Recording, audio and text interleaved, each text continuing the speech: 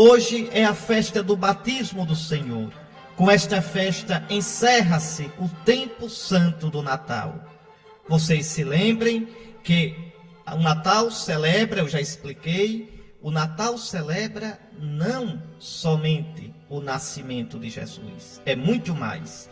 O Natal é o tempo no qual a igreja celebra a manifestação de Jesus. Ou seja, o Deus eterno, o Filho eterno do eterno Pai, fez-se homem, entrou no nosso mundo para salvar o nosso mundo e manifestou-se a ele. Manifestou-se como Deus Salvador, como Filho eterno do eterno Pai. Manifestou-se para nos levar para Deus. Então, é muito pouco dizer que o Natal é a festa do nascimento de Jesus. O Natal é a festa da manifestação do Filho de Deus na nossa natureza humana, na nossa carne mortal. E eu também já lhes expliquei, meus irmãos, mas é sempre bom a gente recordar que a igreja celebra esta manifestação com 5 festas. As festas do Natal. Quando a gente deseja boas festas, quando o cristão deseja isso, ele está se referindo às 5 festas do tempo do Natal. Dia 25, a natividade de nosso Senhor Jesus Cristo segundo a carne. O Natal de nosso Senhor Jesus Cristo segundo a carne. Ele é o Deus nascido da Virgem. Nasceu para nos salvar. Nasceu como criança pobrezinha. Nasceu frágil, débil, dependente do carinho, do cuidado de Maria, da proteção de José. Foi adorado na noite santa pelos pastores, que simbolizam o povo de Israel. Ele veio, ele nos visitou, ele é o Emanuel. Isto nós celebramos na noite do dia 24 e no dia 25. Depois, recordem, no domingo seguinte, celebramos a Sagrada Família. Aquele que nasceu, humano entre os humanos, homem entre os homens, aquele que veio ao nosso mundo, o Filho eterno do Pai, quis nascer de uma família humana. E assim mostra a santidade, santifica a família humana. A família não é uma instituição como as outras. Nós não podemos mudar o sentido de família. Por exemplo, o país, o Brasil, é uma instituição humana. O Brasil começou e um dia não existirá mais. Pode ter certeza disso. E o mundo vai continuar existindo. Os países aparecem, desaparecem. O país é uma entidade humana. Um partido político, um clube de futebol, são instituições humanas. Nossa Assembleia Legislativa, o nosso sistema de governo presidencialista, republicano, são instituições humanas. Você pode mudar, você pode reformar, você pode extinguir, você pode recriar. A família não é uma instituição meramente humana. A família é pensada por Deus, querida por Deus, instituída por Deus. Deus criou o ser humano e os criou homem e mulher, macho e fêmea, varão e varoa, o homem para a mulher para o homem. E determinou: crescei e multiplicai, e que o homem deixe seu pai e sua mãe, a mulher deixe seu pai e sua mãe, e os dois sejam uma só carne.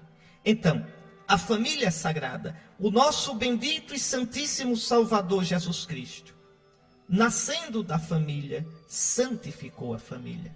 Nascendo de uma família, ele mostra que a família é lugar de humanização, de santificação. Eu dizia isso no domingo da Sagrada Família, no dia 26 de dezembro. Toda família é sagrada. E mais ainda a família cristã, que começa com o sacramento do matrimônio. Não deve começar em qualquer de repente. A família não deve começar como fruto de uma aventura sexual. Não deve começar num motel. Não deve começar no apertado de um carro, no escurinho. A família começa no altar de Cristo. Não se brinca com essas coisas. Brincar com essas coisas sagradas é destruir o sentido profundo da vida e da humanidade. Basta de um mundo tão leviano como o nosso, que torna as pessoas levianas. Então, Esta era a segunda das 5 festas do Natal. Veja, o Filho de Deus se manifestou, criança frágil, na noite do dia 24, no dia 25. O Filho de Deus manifestou-se numa família humana. Depois, no dia 1º de janeiro, 8ª do Santo Natal, fecha o período de 8 dias sagrados, que a igreja celebra como se fosse um dia só. A igreja celebrou a festa de Santa Maria, Mãe de Deus. É uma festa de Natal, viu? E por que essa festa? Para deixar claro que aquele menino tão pequeno, tão frágil, adorado pelos pastores, é o Deus perfeito, é o eterno, é o Deus infinito, é o Santo de Israel. Esse menino é aquele que falou a Moisés no Monte Sinai. Esse menino é aquele que os anjos contemplam no céu. Esse menino é aquele que abarca o céu e a terra. É o Deus verdadeiro. Por isso, a igreja sempre chamou, desde a antiguidade, chamará sempre Maria de Mãe de Deus. Aliás, que coisa bonita, a oração mais antiga para Nossa Senhora, você sabe qual é? Sabe? Não é Ave Maria, não. A oração mais antiga para Nossa Senhora é o Subtum Presidium. Debaixo da vossa proteção, nos refugiamos, ó Santa Mãe de Deus. Não desprezeis as nossas súplicas em nossas necessidades, mas livrai-nos sempre de todos os perigos, ó Virgem gloriosa e bendita. Essa oração que a gente sempre rezou. Interessante. Há uns 20 anos foi descoberta um pedacinho, um caquinho de cerâmica, no norte do Egito, com essa oração escrita em língua copta. Isso quer dizer que essa oração é anterior ao século III. Ela é lá do século II, comecinho do cristianismo. Porque se já estava traduzido do grego para o copta, já tinha chegado no deserto do Egito, isso quer dizer que talvez essa oração seja da primeira metade do século II. Então, que coisa, né? Lá dos anos, talvez, antes do ano 150. Veja como os cristãos diziam: debaixo da vossa proteção, nos refugiamos, ó Santa Theotokos, ó Santa Mãe de Deus. Então, a Virgem Maria é mãe de Jesus. E Jesus é o Deus perfeito, o Filho eterno do eterno Pai, feito homem. O menininho deitado no presépio é Deus. Está deitado no presépio e governa o céu e a terra. Choraminga na manjedoura e com a sua ordem governa os astros. Se fez homem, está dormindo no presépio, sob a proteção de Maria, mas continua infinito na sua divindade e governa o céu e a terra. Então, no dia 1º de janeiro, é isso, esse mistério tão grande que a igreja celebra. Depois, no domingo seguinte ao 1º de janeiro, foi domingo passado, nós celebramos a Epifania do Senhor. Eu expliquei direitinho para vocês. Pela luz da estrela, Cristo, esse menino, se manifesta. A palavra epifania quer dizer manifestação. Esse menino se manifesta a todos os povos da terra, atraindo os magos que eram pagãos. E os magos adoram o menino como Deus perfeito. Vejam, sempre festas que manifestam, que celebram a manifestação do Filho de Deus na nossa carne. E hoje, terminando este ciclo de 5 festas, a festa do batismo do Senhor. Vamos entender essa festa? Antes de fazer as leituras, deixa eu explicar para vocês. Primeiro, por que é que o batismo do Senhor faz parte do Natal? Jesus já barbado, homem feito, não é mais neném. É aquilo que eu disse, que o Natal é a festa da manifestação. E agora o Pai vai apresentar Jesus a Israel. Este é o meu filho. Este é o filho que eu enviei de Maria, a Virgem. Este é o meu filho amado, no qual eu coloco o meu bem-querer. E o bem-querer do Pai é o Espírito Santo. O Pai vai e derrama o Espírito Santo sobre Jesus, unge Jesus com o Espírito Santo, com o seu bem-querer, com o seu amor. A palavra ungido, em hebraico, se diz Mexia, Messias. Em grego, Christos, Cristo. Então, é uma festa da manifestação de Jesus. Mas o que aconteceu no Rio Jordão? Qual o sentido desse acontecimento? Antes das leituras, deixa eu explicar, porque é um momento muito importante para Jesus. Primeiro, quando é que Jesus começa a ter nele o Espírito Santo do Pai? Ora, começa a ter no momento da sua concepção. Jesus foi concebido de Maria Virgem, não só em Maria. Maria não é a chocadeira de Jesus. Maria é mãe. Como eu sou filho de minha mãe, trago as características genéticas, às vezes temperamentais de minha mãe, também Jesus traz as características de sua mãe, ex Maria Virgem, concebido de Maria, quer dizer, a partir de Maria. Então, Jesus foi concebido na força do Espírito Santo. O Espírito Santo, o poder do Altíssimo, virá sobre ti. O Espírito te cobrirá com a sua sombra. Então, a humanidade de Jesus. O que é a humanidade de Jesus, hein, minha gente? Talvez você pense, Dom Henrique, é o corpo de Jesus. Não, só o corpo. É o corpo e a alma. E Jesus tem alma humana? Tem. Se Jesus não tiver alma humana, não é homem. Me diga, pelo amor de Deus, o que é um homem de verdade, uma mulher de verdade? Corpo e alma. Jesus tem corpo humano e tem alma humana. O que significa dizer que Jesus tem alma humana? Que ele tem sentimento humano, pensamento humano, conhecimento humano, vontade humana, medo humano, instinto humano. Foi homem de verdade. Porque foi homem, salvou os homens. Porque foi humano, sabe a nossa dor, a sua, a minha, sabe o que é ter medo, se cansar, sabe a dor da traição, a tristeza da solidão, vai descobrindo a vontade do Pai. E ele não sabia tudo como Deus sabia, como o homem não. Vige, Dom Henrique, isso não é heresia não, dizer que Jesus não sabia tudo. E não sou eu quem diz, não, é o Evangelho. Está lá no capítulo 2 de São Lucas, o menino crescia em estatura, era pequenininho e foi crescendo. Veja, em sabedoria, se cresceu em sabedoria, foi se tornando mais sábio. Foi aprendendo. E em graça, diante de Deus e dos homens. Não sabia tudo. Foi crescendo na amizade com o Pai. Mas, Dom Henrique, Jesus não é Deus como Deus perfeito. Não pode aumentar nada porque já é infinito. Como homem, ele cresceu de verdade. Igualzinho a gente. No Evangelho não aparece essa glória de Cristo. Jesus de verdade se humilhou. É como se ele colocasse entre parênteses a glória dele. São Paulo diz isso no capítulo 2 da carta aos Filipenses. Ele tinha a condição, a forma divina. Não apegou-se a isso. Meu Deus, a gente se apega a tanta besteira. Jesus não se apegou a ser Deus. Continuou Deus, mas deixou aquilo que era a glória de Deus, que era próprio de Deus. Não se apegou, mas esvaziou-se de si mesmo e assumiu a forma de servo. Veja que coisa, a forma humana. E sendo homem, humilhou-se até a morte e morte de cruz. Esse mistério tremendo a gente celebra. Então Jesus tem o Espírito Santo desde a sua concepção. Mas ele vai receber ainda mais 2 vezes o Espírito Santo. Mais 2 vezes. A sua humanidade, seu corpo e sua alma humana já são santíssimos. E Jesus foi concebido como homem na potência do Espírito Santo. Mas no momento do batismo de João, Jesus vai ser ungido com o Espírito Santo. Para quê? Para começar publicamente a sua missão.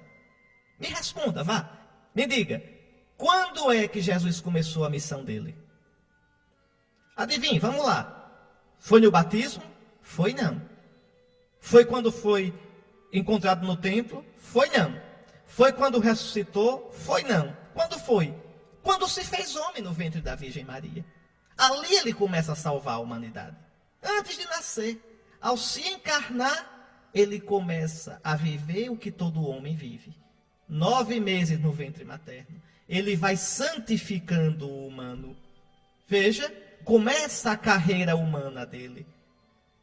E por que então Jesus recebe o Espírito Santo na hora em que João o batiza? Porque vai começar a missão pública. Pública. Imagine que Jesus tivesse ficado em Nazaré, trabalhado na carpintaria, morrido com 80 anos. Ninguém saberia que o Filho de Deus nos visitou. Ninguém saberia que estaríamos salvos, que o Deus rico e santo se fez pobre por nós. Como é que a gente ficou sabendo disso? Por causa da pregação, da palavra de Jesus, dos milagres de Jesus. Então, com o batismo, vai começar a missão pública de Jesus. E aí o Pai o unge com o Espírito Santo e o apresenta a Israel para que ele comece a missão pública. É a festa de hoje. Jesus ainda vai receber outra vez o Espírito Santo? Vai. E aí de modo total, pleno, tão pleno que quem olha para ele diz: Ave Maria, é o Cristo, é o cheio do Espírito Santo, ungido. Quando? Na ressurreição. A este Jesus que vós crucificastes, Deus o ressuscitou e ungiu com o Espírito Santo. Morto na carne, quer dizer, morto na natureza humana, foi justificado, foi glorificado, foi ressuscitado no Espírito Santo. São Paulo diz isso no capítulo 1 da carta aos Romanos, e São Pedro vai dizer a mesma coisa também. Compreende? Na ressurreição, Jesus recebe a plenitude do Espírito, de modo que o seu corpo está todo espirituado, glorificado, e a sua alma humana toda glorificada. Jesus não sente mais saudade, dor, medo, tristeza, angústia, nada disso. Então, hoje nós celebramos o início do ministério público de Jesus. O que aconteceu? Vamos lá. Naquela época de Jesus, os judeus estavam que era uma fermentação, uma agonia só. O povo de Israel esperava para aqueles anos o Messias. O Messias. E aí aparece João, aquele profeta esquisito, né, que come gafanhoto com mel, que se veste de pelo de camelo, que traz um cinto de couro na cintura, gritando: convertei-vos porque chegou o tempo, o Messias chega já. Vejam, Jesus ouve falar de João e vai para onde está João. Escuta João, tudo. João batizava, eu já expliquei isso para vocês no Advento. João batizava, o batismo de João não é o sacramento do batismo. Só pode existir sacramento depois da ressurreição. Não é o sacramento do batismo. O batismo de João era igualzinho às cinzas da quarta-feira de cinzas. Por que a gente recebe as cinzas? Para dizer: eu reconheço que sou pecador. Eu quero, na quaresma, lutar contra os meus pecados, minhas falhas, para celebrar bem a Páscoa. Pois bem, o judeu que queria se preparar para receber o Messias, ia até João, dizia: João, eu reconheço que sou pecador. Eu quero mudar de vida para receber o Messias. E João jogava aquela água como sinal de arrependimento. Pois Jesus entra naquela fila. Como é que ele pode entrar se ele não tem pecado? Aí é que está. Ele não tem pecado, mas veio para tomar sobre si os pecados do mundo. Entra humildemente na fila. João não conhecia Jesus. Você pode dizer: mas era primo dele. Sim. Quando pequenos, a mãe grávida esteve lá na casa de João. Isso não quer dizer que conhecia João. Não é? Jesus morava em Nazaré, que é no norte. João vivia em Carém, que é no sul. Não se conheciam. Mas quando João coloca os olhos em Jesus, Ave Maria, imagina o olhar de Jesus. João treme. E sente no coração, sente que ele é o Messias. Então, isso aqui é uma coisa linda. Jesus entra na fila dos pecadores. Que humilhação. Por isso João diz: eu é que devo ser batizado por ti. Jesus diz: deixa. É preciso que se cumpra a justiça. Quer dizer, que é preciso que se cumpra o plano do Pai. E o plano do Pai é que eu me humilhe, que eu tome os pecados do mundo.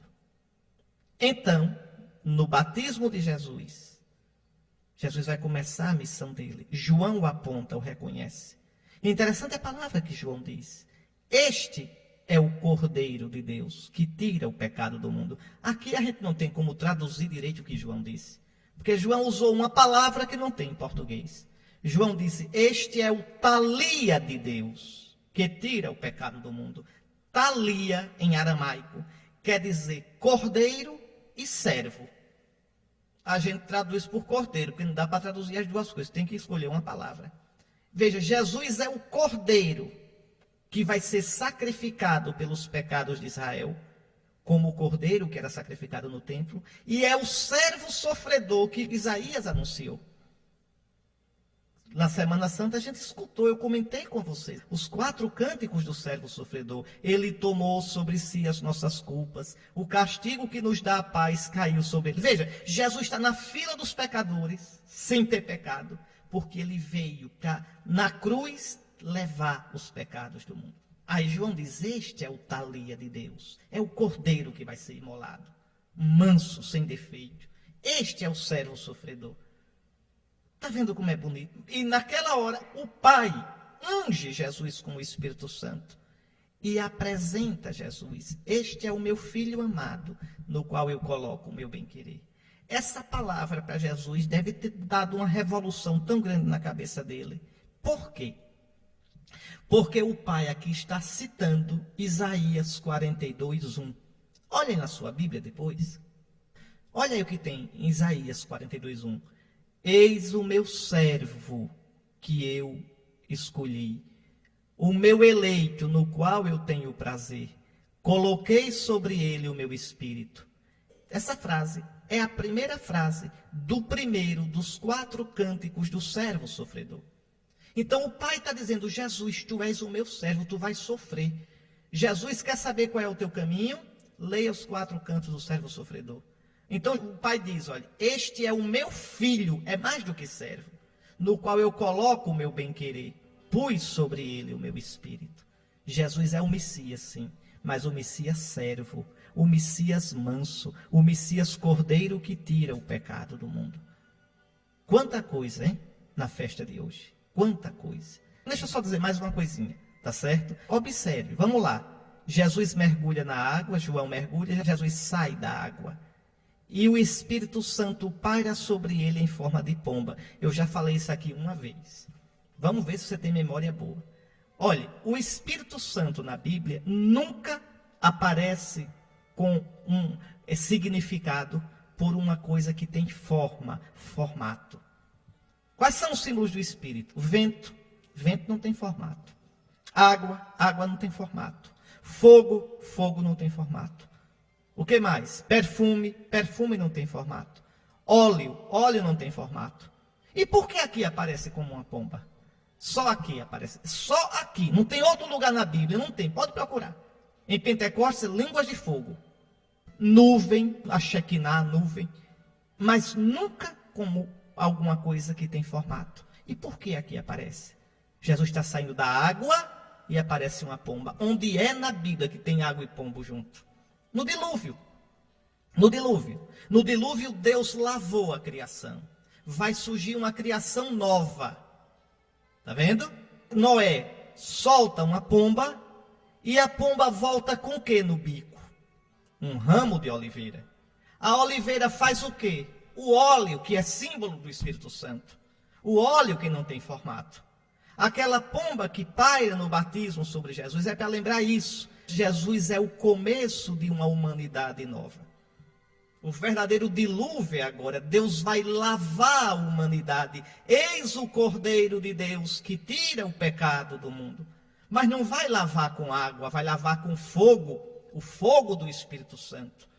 E o Messias é aquele que vai julgar o mundo no fogo do Espírito. O que é que purifica mais, a água ou o fogo? É o fogo.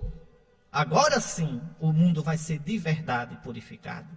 Depois do dilúvio, o homem voltou a pecar. Depois que o Messias purificar o mundo no fim dos tempos, não haverá mais pecado, nem dano em todo o meu santo monte, porque a terra estará cheia do Espírito do Senhor, como as águas enchem o mar. Está vendo como é bonito? Sagrada Escritura é a coisa mais linda do mundo. Deus é fidelíssimo. O plano dele se realiza. É como uma sinfonia. Às vezes um violoncelo, um violino, uma flauta, uma percussão, um clarim. Às vezes um piano. Né? Mas aquela harmonia, instrumentos tão diferentes, mas uma harmonia, uma sinfonia impressionante. Então hoje a igreja celebra tudo isso. E o nosso bendito Salvador, lavado nas águas do batismo, santifica as águas, para que nós sejamos batizados. Repare. Vamos agora ouvir a primeira leitura da missa de hoje, que é, atenção, um dos cânticos do servo sofredor. Tá certo? Então é muito bonito. Jesus é este servo sofredor. Como é que começa o primeiro cântico? Eis o meu servo que eu escolhi, o meu amado, o meu ungido, no qual tenho prazer. Pus sobre ele o meu espírito. Vamos escutar o que o servo sofredor diz. O servo é Jesus. Está aí. Está aí o script, está aí o roteiro da missão de Jesus. Exatamente aquela frase. É o primeiro cântico do servo sofredor. Eis o meu servo. Deus vai dizer no batismo. Eis o meu filho. Eis o meu servo, eu o recebo. Eis o meu eleito, nele se compraz a minha alma. Eis o meu filho amado, no qual eu coloco o meu bem-querer. Vejam, e o bem-querer do Pai é o Espírito Santo. Por isso diz aqui, pus meu Espírito sobre ele. Quem é esse servo misterioso? Qual é a missão dele? Escute, ele promoverá o julgamento das nações. Ele não vem só para Israel, ele vem para todos os povos. Mas ele é manso. João Batista ficou meio preocupado, lembra? És tu mesmo que deves ir. Mas escute esse servo. Não clama nem levanta a voz, nem se faz ouvir pelas ruas. Quer dizer, ele não sai gritando. Ele não vence no grito, no punho fechado. Ele propõe. Ele é manso. Não quebra a cana rachada. Já está rachada, ele não vai quebrar. Não apaga o pavio que ainda fumega. Ele vem com misericórdia. Ele vem para salvar. Ele vem para levantar, para erguer, para ainda pegar o restinho, como se diz, da humanidade e recuperá-la. Ele promoverá o julgamento para obter a verdade de Deus. Não esmorecerá, nem se deixará abater. Vai ser provado. Quanto o nosso Jesus foi provado, mas vai colocando no Pai a sua esperança. E diz aqui, enquanto não estabelecer a justiça na terra, aqui não é a justiça social, aqui não é a justiça entre os países, também tem esse sentido, mas é muito mais profundo. A justiça na Bíblia é a vontade de Deus. O Filho vem para estabelecer a vontade do Pai na terra, o reinado de Deus na terra. Os países distantes esperam seus ensinamentos. Então o Messias vem para todos os povos. E aí o Pai diz, olha, eu, Senhor, te chamei para a justiça. Quer dizer, te chamei para fazeres e pregares a minha vontade. Te tomei pela mão. Eu te formei. Te formei no ventre de Maria. Te constituí como aliança do povo. Que povo? Do povo de Israel. Os profetas tinham dito que Israel foi infiel à antiga aliança e que Deus ia selar uma nova aliança com Israel para sempre. Pois bem, eu te constituí como o centro da aliança do povo. Só Israel, não. E luz das nações. Simeão tinha dito, quando Maria e José levaram Jesus ao templo, luz para iluminar as nações, glória de Israel, vosso povo, Senhor. Então, está aqui, eu te constituí como centro de aliança para o povo de Israel e luz das nações. Por isso, domingo passado, na Epifania, a luz de Cristo brilha para os outros povos, para os magos, para abrires os olhos aos cegos, tirares os cativos da prisão, livrares do cárcere os que vivem nas trevas. Eita, quanta gente precisa de Jesus, hoje mais do que no passado. Quanto mais o homem é obtuso, quanto mais o homem pensa que é Deus, quanto mais o homem se embebeda com a tecnologia, com a ciência, com todas essas coisas que são importantes, mas não enche o coração do homem. Mas o homem está cego e preso e precisa ser libertado por Cristo. Como é bonita a palavra de Deus, como é bonita. Vamos escutar, rezar o salmo da missa de hoje, desta festa do batismo do Senhor, o Salmo 28, que fala da voz de Deus sobre as águas do dilúvio, sobre as águas do Jordão. Deus falou e apresentou o Filho amado. Vamos escutar e rezar. Está aí esse discurso de Pedro. Lembrem, Pedro vai à casa de um pagão, de Cornélio, e lá batiza Cornélio, um pagão romano. O que há aqui? O que é que quer dizer essa leitura? Agora, com Cristo, a salvação vem para todos os povos. Crendo, pode ser judeu ou pagão. O importante é crer em Cristo. Ah, mas os judeus têm privilégios, são filhos de Abraão, são circuncidados, são o povo da aliança. Mas isso não basta mais. É preciso converter-se a Jesus. É em Jesus, na cruz de Jesus, que Deus dá a salvação. Os pagãos estavam perdidos pelos seus pecados e os judeus perdidos pela sua infidelidade. Na cruz de Jesus, o ungido, que João hoje apresenta às margens do Jordão, o judeu tem o perdão e o pagão tem o perdão. E os dois formam um só povo, o novo Israel, que é a igreja, a esposa de Cristo. Pois bem, Pedro Então, depois de ter batizado Cornélio, vai dizer: Deus não faz distinção de pessoas. Pode ser judeu ou pagão. Aquele que aceita Jesus, aquele que crê que Deus enviou o Filho e nele é batizado, tem a vida eterna. E aí, veja o anúncio de Pedro: vós sabeis o que aconteceu em toda a Judeia, a começar pela Galileia, depois do batismo pregado por João. Com o batismo de Jesus no Jordão, começa a missão pública de Jesus. O Evangelho de São Marcos começa com o batismo de Jesus, com a pregação de João e o batismo de Jesus. Só São Mateus e São Lucas é que contam a infância de Jesus. Porque a primeira pregação da igreja começava com a pregação de Jesus, falando da pregação de Jesus, até a sua morte e ressurreição. Olha como Pedro prega: vós sabeis que Jesus, às margens do Jordão, foi ungido por Deus com o Espírito Santo e com poder. Dizer assim, olha, é um jeito judeu de dizer, viu? Com o Espírito Santo e com poder. Quer dizer, com o poder do Espírito Santo. Jesus diz: quem não nascer da água e do Espírito, quer dizer, quem não nascer do Espírito simbolizado pela água, é uma ênfase, mas a mesma coisa. Então, Jesus recebeu no batismo de João o Espírito Santo, e aí agora na força do Espírito Santo, ele andou por toda parte, fazendo o bem e curando a todos os que estavam dominados pelo demônio, porque Deus estava com ele. Então, Jesus vem na força do Espírito Santo trazer o reino de Deus e expulsar do mundo o reino de Satanás. A grande luta de Jesus é contra Satanás. Contra Satanás. Satanás que se manifesta na maldade do coração humano, na maldade das estruturas humanas, do poder humano, todo tipo de desarrumação, de maldade. Lá atrás, o autor último disso é o demônio. É Satanás e seus demônios. E Jesus veio para combater. Por isso ele vem na força do Espírito Santo. Depois Jesus vai dizer: se é pelo Espírito de Deus que eu expulso demônios, é porque o reino de Deus chegou para vós. E essa é a missão da igreja, viu? Continua. Não vão pensar que quando eu falo em expulsar demônios, são aqueles shows que você vê na televisão, em certas seitas. Não é aquilo ali não, aquilo ali é picaretagem mesmo, viu? É histeria, não tem nada de demônio ali não. Eu falo realmente na ação demoníaca.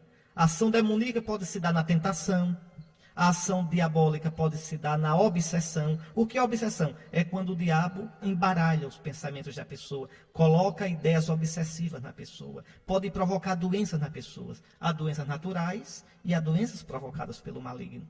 O diabo pode se manifestar na infestação. O que é infestação? É quando a ação dos demônios povoa um certo ambiente. Aí não são pessoas, são ambientes, locais. Ou a possessão, quando o diabo toma conta do corpo de uma pessoa. É possível? É, sim, é possível.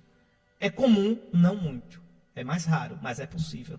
Mas isso tudinho são formas de o demônio agir mais visíveis, digamos assim, mais espetaculares. Mas existe uma outra forma. Pela tentação, o demônio leva os homens a pensarem o mal, a arquitetarem o mal, a criarem estruturas malignas. Eu dou um exemplo, hoje, essa negação generalizada de Deus, a falta de respeito pelo que é cristão, agora mesmo na Espanha, na Catalunha, a Espanha que já foi tão católica, propaganda de camisinha, de preservativo, aparece um padre, veja isso, propaganda, um padre levantando uma camisinha como quem levanta a hóstia. Isso era para ir para a cadeia, isso era para os cristãos processarem por vilipêndio. O que é vilipêndio? É o crime de desrespeito aos símbolos religiosos de uma religião. A gente não faz nada. A gente é omisso. Por que ela não faz isso com o Alcorão? Com o tecinho de oração dos muçulmanos? Por que não faz isso com um símbolo religioso dos judeus? Ou dos afrodescendentes? Porque da cadeia os cristãos não fazem nada. Mas a gente vê aqui um desígnio maligno de negar a Deus e o seu Cristo, o seu ungido. Está na Escritura isso. Um desígnio maligno de, na soberba humana, na autossuficiência humana, tirar Deus do coração da nossa cultura. Arrancar os rastros de Cristo. Compreendem? Então, é missão dos cristãos denunciar a obra das trevas e expulsá-la com a verdade, com a palavra. Esses escândalos de pedofilia que vimos, que certamente são aumentados pela imprensa, porque não estão só na igreja, nem principalmente na igreja católica, mas aí se colocou o holofote na igreja católica para denegrir, e aí envolve o Papa, que é totalmente inocente nesse caso, para denegrir a ação maligna. Mas também a ação maligna nas estruturas de injustiça, de perversão, dos meios de comunicação que, ao invés de pregarem a verdade, pregam a mentira, destruindo valores, destruindo a família. Um sistema iníquo que, numa crise econômica, joga milhões de pessoas na miséria. E sai por aí. A droga, o tráfico de droga, o turismo sexual, a prostituição. Então, quantos sinais do demônio nós temos no mundo? Existe sim um mysterium iniquitatis, um mistério perverso e pervertido e perversor na história humana. Jesus, nosso bendito Salvador, ungido pelo Espírito Santo, ao trazer o reino de Deus, ele expulsa o reino de Satanás. Onde Jesus é acolhido, Satanás tem que sair. Mas, cuidado, quanto mais o mundo se fecha para Jesus, mais o mundo está entregue ao príncipe deste mundo, ao poder das trevas. Então isso não é brincadeira. Veja, São Pedro prega, falando de Jesus, a começar do batismo ministrado por João. Porque ali começa a missão pública de Jesus. Por isso a leitura de hoje. Convertamo-nos a Jesus. Vivamos de verdade o nosso batismo. Não sejamos cristãos amadores, mas cristãos profissionais. Para que o mal, o reino de Satanás, não domine o nosso coração. E através de nós não se fortaleça no mundo. Tá aí, esse evangelho já expliquei tudinho, não é? Já expliquei desde o começo do programa de hoje. Vamos só dar uma revisada rápida. Jesus então escutou falar que João estava batizando lá na Judeia, onde havia muita água, e entra na fila dos pecadores. E quando João vê Jesus, se espanta, né? O mesmo João que tremeu, que exultou no seio de Isabel, quando a mãe de Jesus visitou a prima lá em Ancarém. Agora esse mesmo João estremece e diz: eu preciso ser batizado por ti, e tu vens a mim. E a resposta de Jesus, não é? Deixa como está, para que se cumpra a justiça. A justiça, eu já expliquei a você, é a vontade do Pai. Jesus não vem para fazer a sua própria vontade. Pai, não a minha, mas a tua vontade seja feita. Eu venho, ó Pai, para fazer a tua vontade. E como vai custar isto? Ele é o servo sofredor. Ele vai ter, meu Deus, que sofrer tanto. A própria carta aos Hebreus vai dizer que ele, apesar de ser o filho, aprendeu a obedecer pelo sofrimento. Devemos cumprir toda a justiça. Tu, João, és um servo. Eu sou o filho enviado pelo Pai. Tu e eu devemos cumprir a vontade do Pai. Meu querido irmão, minha querida irmã, quando a gente vive assim na vontade de Deus, quando a gente é capaz de dizer como Santa Maria Eufrásia, vontade do meu Deus, tu és o meu paraíso, a gente é feliz. E João então batiza Jesus. E o que acontece? O céu se abriu. Com a vinda de Cristo não há mais um abismo entre o céu e a terra. O céu se abre com Jesus, se abre para nós. E Jesus viu o Espírito de Deus descendo como pomba e vindo pousar sobre ele. Eu já expliquei isso para você. E veio então a voz do Pai: este é o meu filho bem-amado, no qual eu pus o meu agrado. Lembre da primeira leitura: este é o meu servo, no qual eu coloco o meu bem-querer. Pus sobre ele o meu espírito. Que coisa bonita, meus irmãos. Jesus é o nosso Salvador. Jesus é o Santo Messias de Israel. E hoje, na missa, a igreja reza assim: hoje, nas águas do Rio Jordão, revelais, ó Pai, o novo batismo com sinais admiráveis. Pela voz descida do céu, ensinais que vosso verbo habita entre os seres humanos. e pelo Espírito Santo aparecendo em forma de pomba, fazeis saber que o vosso servo Jesus Cristo foi ungido com óleo da alegria. O óleo da alegria é o Espírito Santo, viu? E enviado para evangelizar os pobres. Eis aqui, que coisa bonita. Meus irmãos, pensando no batismo de Jesus, pensemos também no nosso batismo. Você sabe o dia do seu batismo, sabe? A gente comemora aniversário de tudo, né? Mas o aniversário do nosso batismo, a gente nem recorda. E é o dia mais importante da nossa vida. O dia no qual nós nos tornamos cristãos. O dia no qual nós recebemos o Espírito Santo de Jesus. Vá, procure saber o dia do seu batismo. E lembre que a grande dignidade nossa é ser batizado. Não é ser padre, não é ser papa, não é ser bispo. É ser batizado. Ser cristão pela graça de Deus. Que a festa do batismo de Jesus nos ajude a descobrir a dignidade da vida cristã. Você é cristão. Você pertence a Cristo. Alguém pagou um alto preço pela sua salvação. Pelo batismo, você é membro do povo de Deus, do povo santo de Deus, do novo Israel, da esposa de Cristo, que é a igreja. O Senhor esteja convosco, abençoe-vos o Deus Todo-Poderoso, Pai, Filho e Espírito Santo.